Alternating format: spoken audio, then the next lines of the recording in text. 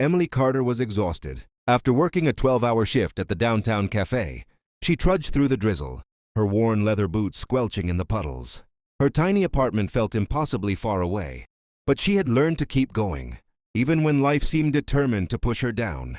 Bills piled up, her car needed repairs, and her dreams of opening her own bakery seemed like a distant, almost impossible fantasy. Yet, she kept smiling, kept serving coffee and pastries with warmth, even when her heart was heavy. It was during one of these late-night walks home that her life changed. Without warning, at the corner of Maple and Fifth, she spotted a man struggling to unlock his car. His suit was impeccable, shoes polished, watch glinting under the streetlights, clearly someone used to a life far different from hers. Emily's instinct was to ignore him, but something in the way he muttered to himself drew her closer. "Do you need some help?"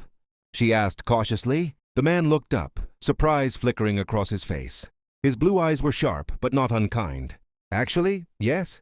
This lock has been acting up." With a quick glance, Emily figured out the trick, and within moments, the car door clicked open. He exhaled, relieved. "Thank you. I thought I'd be stuck here forever." "You're welcome," Emily said, brushing raindrops from her hair. "I'm Emily, by the way." "James," he replied, shaking her hand firmly.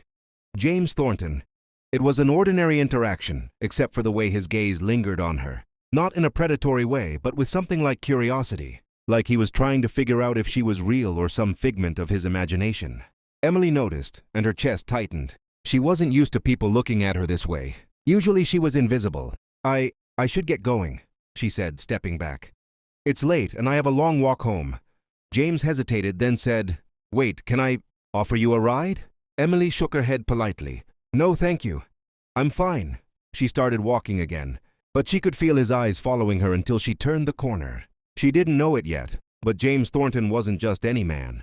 A self-made millionaire with investments across the globe. He had spent years building a reputation as shrewd and untouchable. Yet tonight he was not concerned with boardrooms or profits.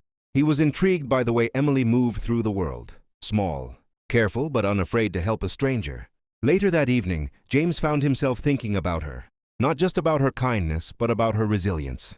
Something about Emily's life, so raw and unfiltered, called to a part of him he hadn't visited in years, a longing for authenticity. In a world of facades, he knew he couldn't just approach her as himself. That would never work. Emily was careful, practical, and guarded. If he wanted to know her true character, he would have to test her.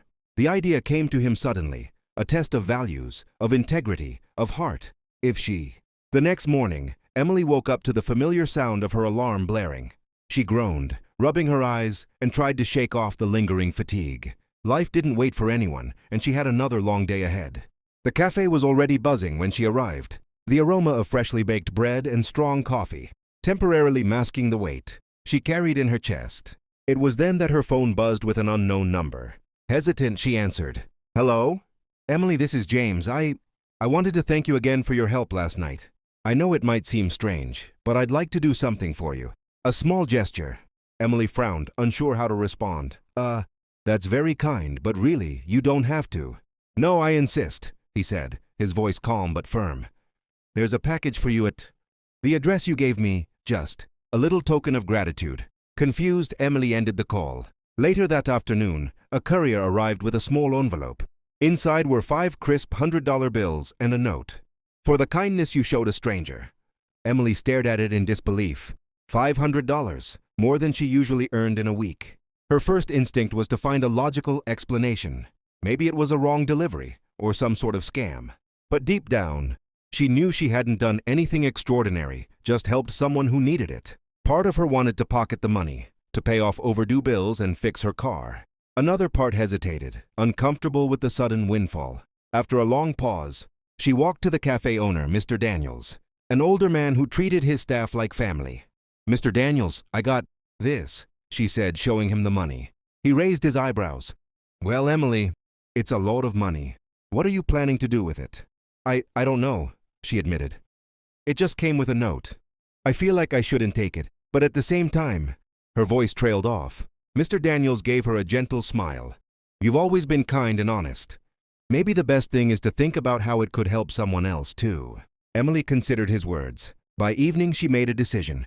Instead of spending it on herself, she bought a week's worth of meals and care packages.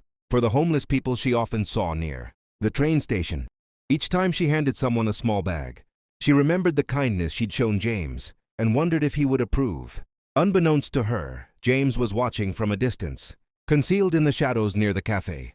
He saw her approach the homeless with gentle smiles, offering food and small comforts without hesitation. His heart tightened with admiration. This was exactly what he had hoped to witness.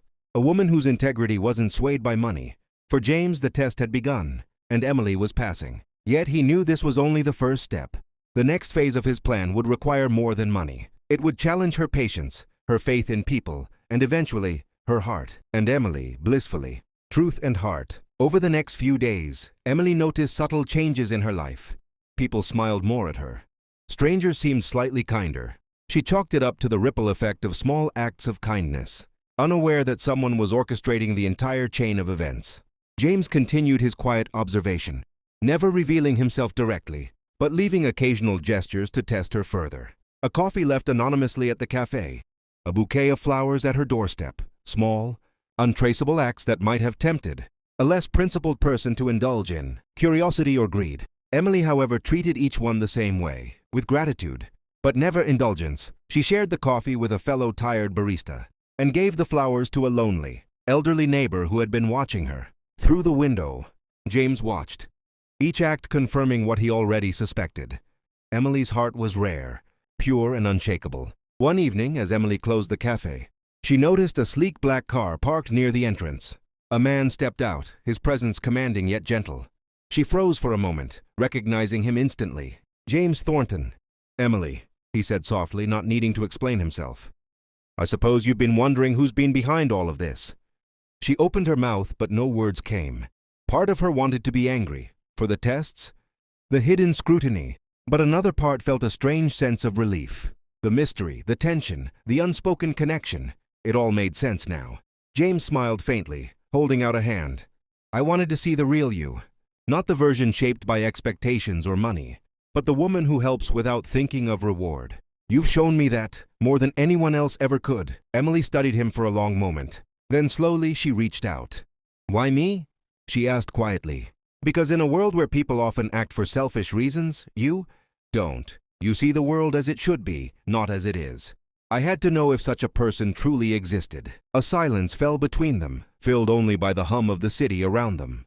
Emily realized that the tests, the cash, the anonymous gestures, they weren't just about her character. They were about trust, about seeing beyond appearances, about believing that goodness could exist in a place where wealth often corrupted intentions. Finally, Emily laughed softly, a sound full of relief and warmth. "You could have just asked me for coffee?" she teased. James chuckled, a rare, genuine sound. "Where's the fun in that?" That night, they walked together through the city streets, rain still falling lightly around them, their reflections shimmering in the puddles. For the first time, Emily felt that her life was no longer a solitary struggle. And James, who had built empires and mastered the art of control, realized that some victories, the ones that touched the heart, were far more valuable than money ever could be. The tests were over, but the journey had just begun.